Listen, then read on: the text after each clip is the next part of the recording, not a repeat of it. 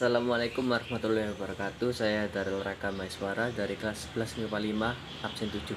Di sini saya akan menjelaskan perkembangan Islam dalam masa kejayaan Islam. Perkembangan Islam dalam masa kejayaan Islam berawal dari berdirinya Bani Abbasiyah. Kekuatan dinasti Bani Abbasiyah adalah melanjutkan kekuasaan dinasti Bani Umayyah. Dinamakan Daulah Abbasiyah karena para pendiri dan penguasa dinasti ini adalah keturunan Abbas, paman Nabi Muhammad SAW. Dinasti Abbasiyah didirikan oleh Abdullah Al-Safah bin Muhammad bin Ali bin Abdullah bin Al-Abbas. Pada abad ke-7 terjadi pemberontakan di seluruh negeri. Pada awal 7 terjadi pemberontakan di seluruh negeri. Pasukan Marwah bin Muhammad atau bisa disebut pasukan dinasti Umayyah merupakan Abdul Abbas. Pemberontakan tersebut terjadi akibat ketidakpuasan mereka terhadap khalifah-khalifah sebelumnya dan akhirnya dimenangkan oleh pasukan Abbas. Pasukan pemberontak terdiri dari kalangan Khawarij, Syiah, Mawali, dan Bani Abbas. Para Mawali bekerja sama dengan Bani Abbas, komando tertinggi. Gerakan Bani Abbas tidak menyisakan keluarga Umayyah. Karena berburuannya terhadap keluarga Umayyah itu, ia dijuluki As-Safa, yang berarti yang menumpahkan darah. Abu Abbas kemudian didaulat menjadi khalifah pertama Bani Abbasiyah pada tahun 750 Masehi. Pendidikan Islam pada masa keemasan Bani Abbasiyah adalah masa keemasan Islam atau disebut dengan istilah The Golden Age. Umat Islam telah mencapai puncak kemuliaan ekonomi, cabang ilmu pengetahuan, dan kekuasaan. Ahli sejarah membagi pemerintahan Bani Abbasiyah menjadi 5 periode yang didasarkan pada kondisi konflik pemerintahan. Periode pertama pada tahun 750 sampai dengan 847 Masehi. Pada periode ini terdapat pengaruh Persia, yaitu masuknya keluarga Barmak dalam pemerintahan Bani Abbasiyah dan dalam bidang ilmu pengetahuan. Periode kedua adalah pada tahun 874 sampai 945 Masehi.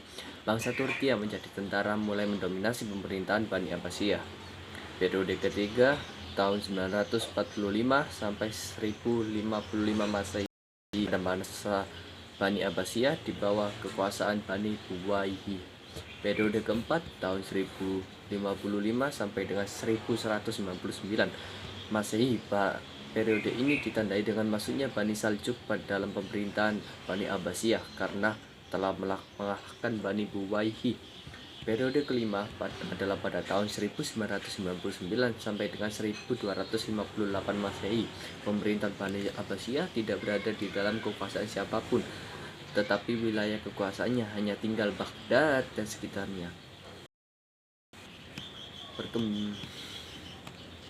Perkembangan intelektual.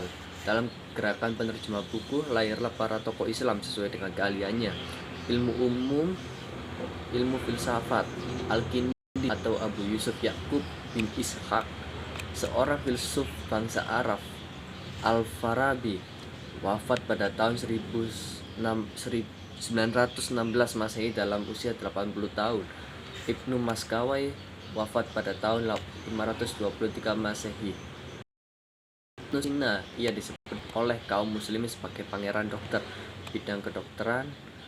Ali bin Robban At-Tarabi merupakan dokter pribadi Khalifah Al-Mutawakkil yang menulis buku Firdaus.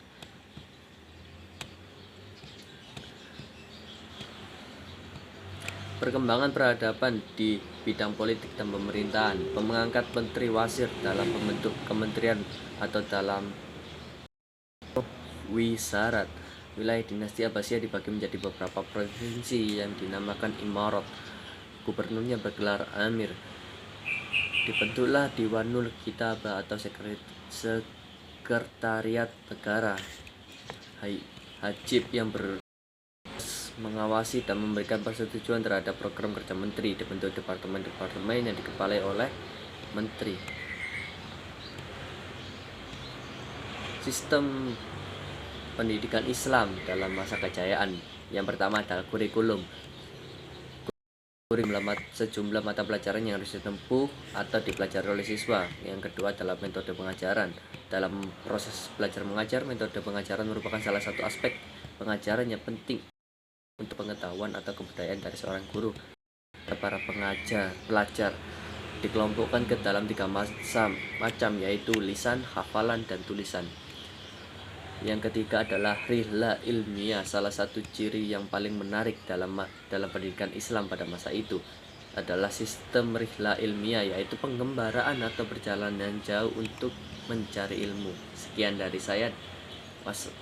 Terima kasih. Wassalamualaikum warahmatullahi wabarakatuh.